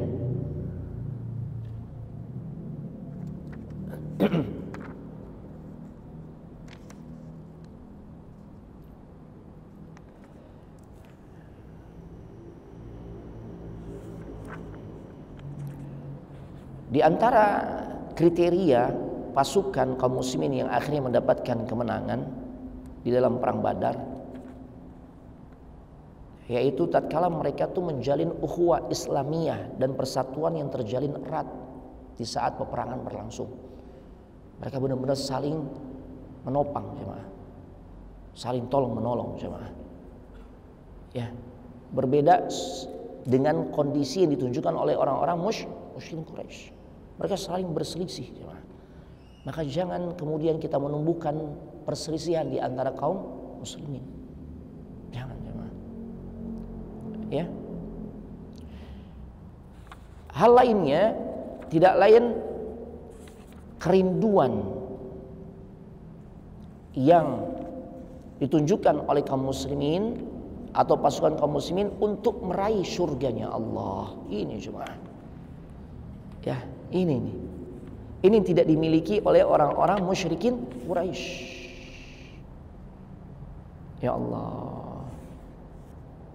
Bagaimana obsesi mereka adalah ingin mendapatkan surga.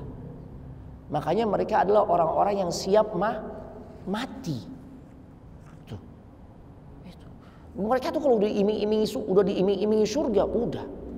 Baginya dunia itu menjadi penghalang untuk bisa mendapatkan surga tersebut.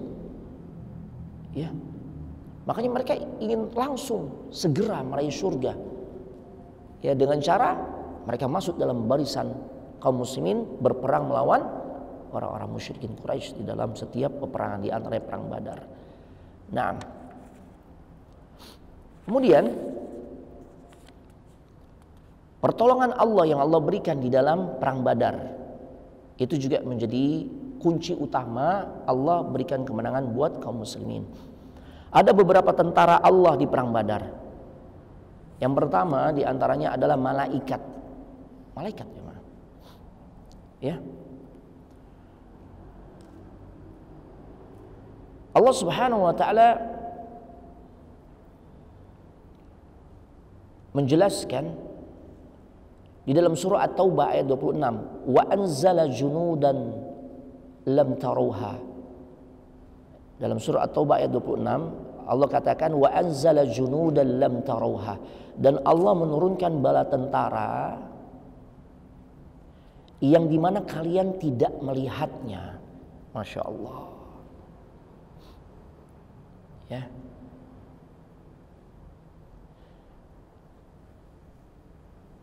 Itulah bentuk pertolongan Allah Subhanahu wa taala. Karena sifat malaikat itu adalah gaib. Makanya di perang Badar Allah turunkan bala tentara adalah dari kalangan malaikat. Masya Allah. Sebagaimana di perang Ahzab juga demikian. Nah, dan kita tahu sifat malaikat, mereka nggak pernah bermaksiat kepada Allah Subhanahu wa ta'ala. Mereka selalu nurut kepada perintah Allah Subhanahu wa ta'ala, jemaah. Ya. Nah, kemudian bala tentara apalagi yang Allah Subhanahu wa ta'ala turunkan kepada kaum muslimin untuk memberikan pertolongan kepada kaum muslimin? Tidak lain, para ulama katakan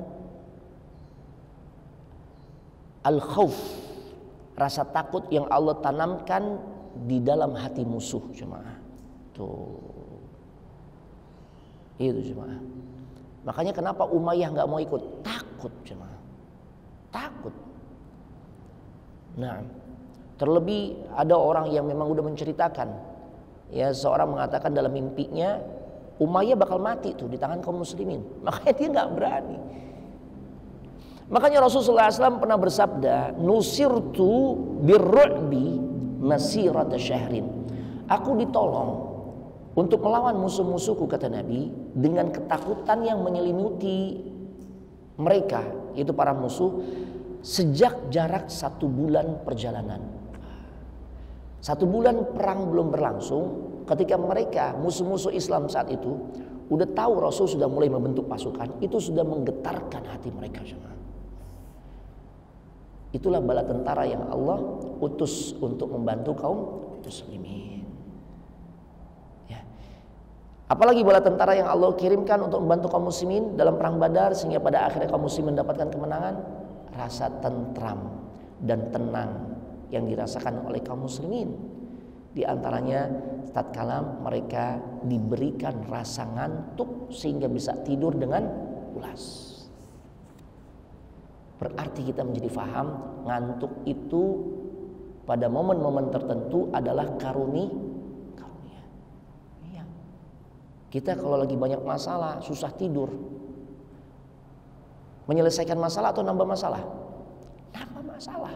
Orang kalau nggak tidur, ya, maka emosi akan semakin nggak terkendali, mudah marah dan sebagainya. Makanya tidur.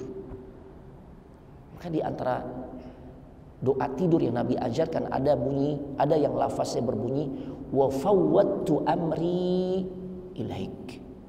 Aku serahkan semua urusanku kepadamu, ya Allah. Tuh. Seharusnya orang kalau udah mengucapkan ini, dia enak tidur gak? Oh iya, kan dia diserahin sama Allah. Udah selesai. Masya Allah. Makanya ngantuk itu karunia. Asal jangan ngantuk di majelis ilmu, itu aja jangan. Tapi kalau ngantuk seperti yang dialami oleh kaum muslimin menjelang perang Badar, itu cara Allah memberikan pertolongan. Atau saat kita dapat masalah, atau saat yang di Musdalifah itu di antara momen terberat di dalam pelaksanaan haji. Ya Allah, ya, kita kalau udah di Musdalifah tuh, Masya Allah, mau yang hajinya 1 miliar, paket super VIP, dia harus tuh kalau memang to travel benar-benar ya ngebimbing jamaahnya sesuai sunnah, dia harus merasakan beratnya kondisi Musdalifah. Syu'than, ghubran, kucel tuh acak-acakan, berdebu. Ya, habis dari Arafah udah suasana capek, kita mabit bermalam di Musdalifah, beralaskan seadanya. Mau yang 1 M gitu biaya hajinya, tetap alasnya apa adanya, atapnya apa? Langit, jemaah. Jangan nanya kita nginep di hotel bintang berapa Ustadz di Musdalifah. Ya, bintangnya banyak, bintang Kejora mungkin. Nah, iya cuma, Masya Allah.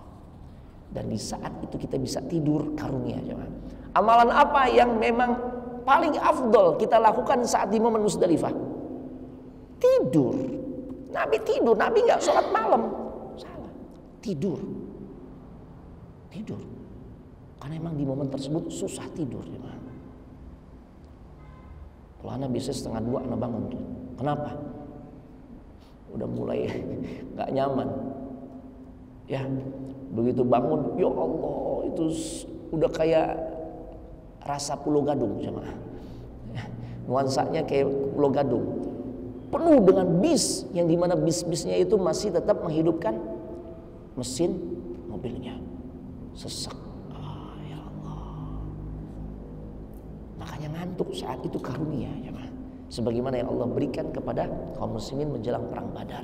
Itu bentuk pertolongan dari Allah. Ya, hujan itu termasuk bala tentaranya Allah tuh. Buat kaum muslimin, mensucikan mereka, membuat langkah mereka menjadi kokoh. Tapi buat orang-orang kafir, membuat hati mereka ciut. Posisi mereka semakin jauh dari sumur Badar. Karena hujannya lebat, jemaah. Makanya akhirnya mereka menyingkir dan semakin menjauh dari Badar. Ya, naam. Itu jemaah rahimanillah wa iyyakum.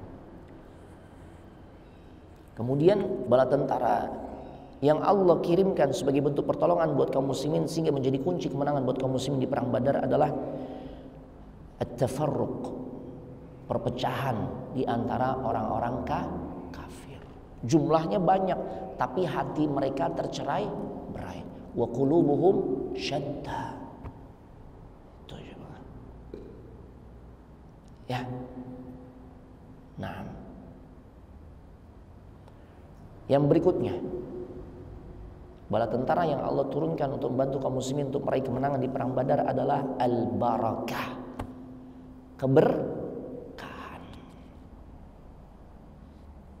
hasil yang lebih dari target jemaah, hasil yang sangat besar dari tindakan yang sederhana.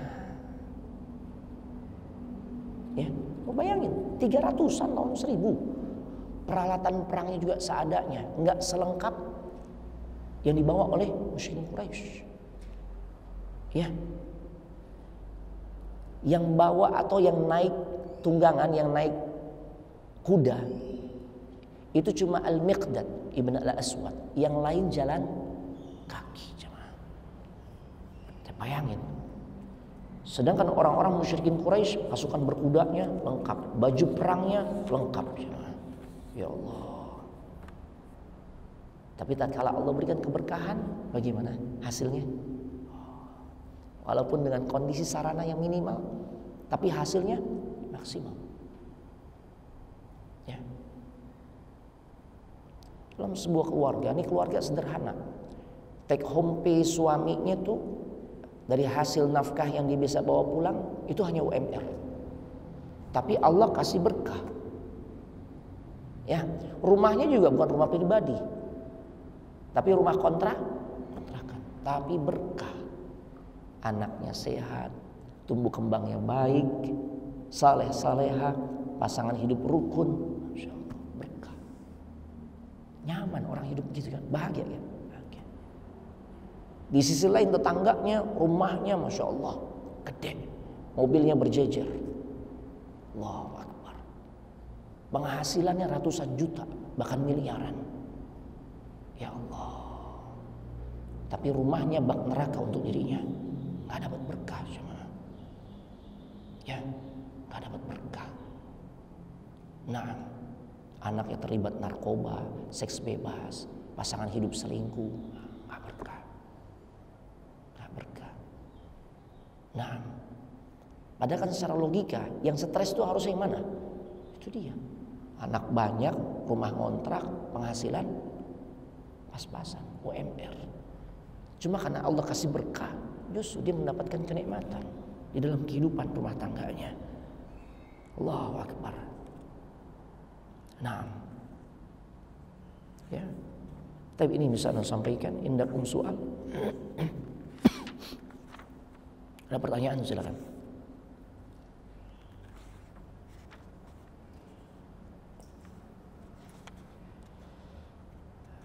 Tambahan sedikit, di dalam perang Badar Allah juga munculkan sosok-sosok pemuda yang memang luar biasa. Pemuda-pemuda misalian. Misalian itu tauladan. Ya. Sangat inspiratif. Usia yang belia, tapi mereka memiliki keberanian yang sangat luar biasa. Ya. Ada yang namanya Mu'adz ibn Amr 13 tahun. Satunya lagi Mu'awwidh ibn Afra. Ini luar biasa. Dua pemuda ini yang berhasil membuat luka parah Abu Jahal, jemaah.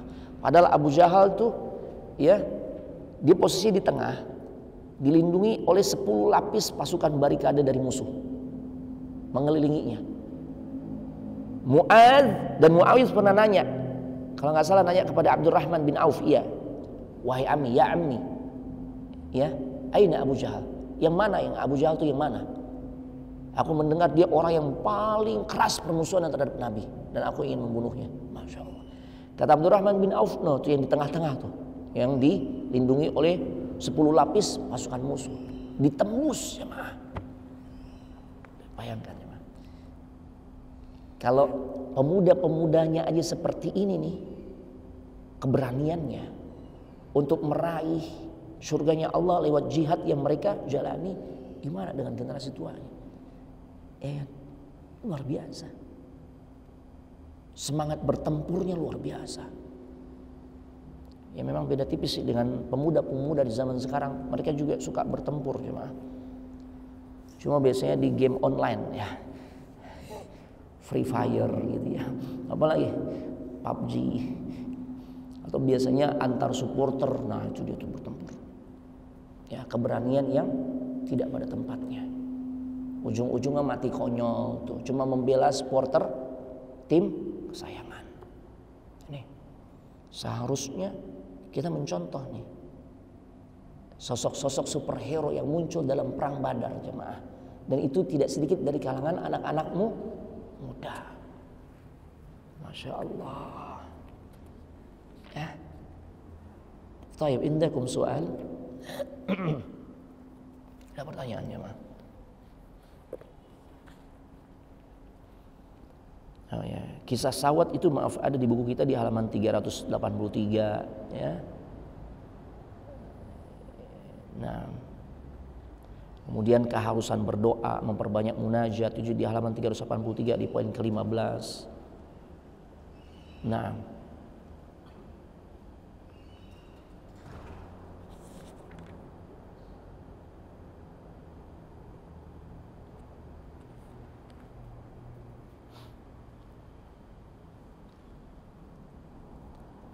kemudian di poin 18, Abu Jahal itu dibunuh oleh 2 orang pemuda Ansar yang tadi namanya Anda sudah sebutkan. Ya. Tapi kemudian yang mengeksekusi Abu Jahal dengan cara dipancung kepalanya tuh, ditebas kepalanya, tidak lain beliau adalah sahabat Abdullah ibn Mas'ud. Abdullah bin Mas'ud tinggal nyelesain aja tuh, tinggal nebas kepala ya. Tapi membuat luka parah Abu Jahal 2 orang pemuda tadi itu. Nah, kemudian terbunuhnya orang-orang kafir Quraisy seperti Umayyah bin Khalaf, majikannya atau mantan majikannya Bilal. Tadinya dilindungi nih oleh Abdurrahman bin Auf, karena Abdurrahman bin Auf dan Umayyah tuh sebelum Abdurrahman masuk Islam tuh memang sahabatan. Ya, kata Umayyah, selamatkan diriku, aku akan berikan ghanimah yang banyak, harta yang banyak sebagai tebusan. Yang penting selamatin saya. Makanya akhirnya Abdurrahman bin Auf tuh katakan, jangan, ini tawanan saya, ini tawanan saya. Tapi Bilal katakan, wahai kaum Ansar, saya tidak bisa hidup selama orang itu masih hidup. Diserang tuh. Nah, karena Umayyah ini kan badannya gede, gemuk. Ya, kata Abdurrahman bin Auf untuk menyelamatkan dirinya, engkau nunduk, berlutut. Ya, aku akan melindungi dirimu. Tapi ternyata ya Bilal dan juga orang-orang Ansor terus mengarahkan pedangnya di bagian selangkangannya siapa? Abdurrahman bin Auf yang melindungi si Umayyah bin Khalaf. Sampai-sampai Abdurrahman bin Auf bercerita, ya, mereka akhirnya berhasil menusuk Umayyah bin Khalaf sampai kemudian mati. Dan sampai-sampai ada di antara kaum muslimin yang menusuk juga kakiku, dia bilang. Nah, baik. Nah, itu juga di antara kisah yang diangkat oleh para ulama sejarah terkait dengan perang Badar, ya. Nah,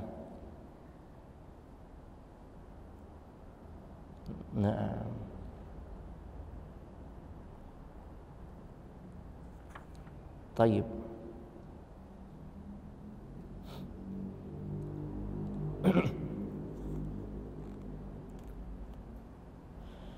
Kemudian ada juga kisah nanti di saat tawanan perang yang ada di kota suci Madinah. Mereka itu harus menebus. Nabi terapkan aturan. Mereka yang ingin bebas di antaranya harus membayar tebusan. Di antara bentuk tebusannya adalah mereka paling tidak kalau nggak punya harta, mereka mengajarkan kaum muslimin tentang baca tulis. Dari sini kita menjadi faham Rasul perhatian terhadap masalah pendidikan tentang masalah ilmu. Selain mereka nebus dengan hartanya, kalau mereka nggak punya uang, ajarin kaum muslimin agar bisa baca tulis, maka bebas. Ini cuma. Dan di antara salah seorang tawanan di kalangan orang-orang musyrikin Quraisy, di kalangan musuh, itu ada sosok yang bernama Abul As. Siapa Abul As? Abul As adalah menantunya Nabi, suaminya Zainab. Sebelum turun ayat pengharaman wanita muslimah dinikahi oleh laki-laki kafir, itu kan terjadi pernikahan antara Abul As dengan Zainab. Ya. Dan saat kaum muslimin hijrah, Zainab memang belum hijrah tuh. Sampai terjadi peristiwa perang Badar. Masih di Mekah. Terdengar kabar oleh Zainab bahwasanya Abul As sang suami ketahuan oleh kaum muslimin. Dan untuk bisa melepaskan diri atau membebaskan dirinya, dia harus memberikan tebusan. Maka dikirimkanlah kalung milik Zainab untuk dikirimkan ke Madinah sebagai tebusan agar suaminya bisa bebas. Dimasukkan ke dalam sebuah kantong, disampaikan kepada Nabi. Nabi terima. Ada orang yang ingin menebus seseorang yang bernama Abul As. Ya. Begitu Nabi membuka kantong tersebut, Nabi memasukkan tangannya ke dalam kantong tersebut, Nabi keluarkan benda tersebut, maka apa yang terjadi? Dalam satu riwayat dijelaskan fabaka, Nabi menangis. Kenapa Nabi menangis? Karena Nabi kenal banget tuh kalung yang dijadikan oleh Zainab sebagai tebusan untuk membebaskan sang suami, itu adalah kalung milik Khadijah, sang istri. Gimana gak kenal sama Allahu Akbar? Gimana gak nangis? Belum kenal banget tuh. Kalung ini adalah milik istrinya Khadijah, yang memang Khadijah hadiahkan untuk sang putri yaitu Zainab tatkala dinikahi oleh Abul As. Itu luar biasa mengharukan. Maka semua sahabat pun, kebanyakan sahabat melihat Rasul nangis, mereka menangis. Dan kemudian Rasul minta izin. Rasul tahu yang kirimkan ini adalah putrinya Zainab. Akhirnya Rasul membuat bergening dengan Abul As. Engkau bebas, tapi engkau izinkan putriku untuk hijrah. Jangan engkau tahan dirinya untuk hijrah ke Madinah. Ya. Sampai akhirnya disepakati Abul As bebas, ya. Dan Zainab pun berangkat menuju Madinah. Tapi di tengah perjalanan saat itu Zainab dalam kondisi hamil, kanat hubla. Di tengah perjalanan ya beberapa orang menyakiti dirinya, hewan tunggangannya diganggu sampai kemudian menjadikan Zainab jatuh dari hewan tunggangannya dan mengalami pendarahan. Sehingga pada akhirnya keguguranlah. Dan otomatis kondisi kesehatannya semakin menurun. Sehingga sampai ke Mekah dalam keadaan sakit. Allahu Akbar. Bertemu dengan Nabi sallallahu alaihi wasallam. Ya. Dan pada akhirnya Allah pun hantarkan hidayah kepada Abul As. Sehingga pada akhirnya Rasul mengizinkan kembali Abul As ya kembali bersama Zainab menjadi suami istri. Masya Allah. Tapi setelah itu nggak lama ya kehidupan rumah tangganya kembali bersatu. Zainab pun menemui ajalnya. Allahu Akbar. Dari Zainab itu yang kemudian muncul cucu Nabi yang namanya Umamah, yang digendong Nabi saat sedang sholat. Bukan Hasan Husain. Hasan Husain itu yang main kuda-kudaan. yang naikin punggungnya Nabi sehingga Nabi memperlama sujud itu Hasan Husain. Tapi kalau yang Nabi gendong itu cucu perempuannya namanya Umamah. Ya, Umamah itu anak dari Zainab dengan Abul As yang dinikahi oleh Abul As. Itu cuma yang kita tahu kan cucu Nabi itu Hasan Husain. Sebenarnya ada lagi yaitu Umamah. Ya, nah, baik, ana rasa cukup kita akhiri pertemuan kita di kesempatan ya pagi hari ini ya dengan membaca doa kafaratul majlis. Subhanakallahumma wa bihamdik asyhadu an la ilaha illa anta astaghfiruka wa atubu ilaika. Assalamualaikum warahmatullahi wabarakatuh.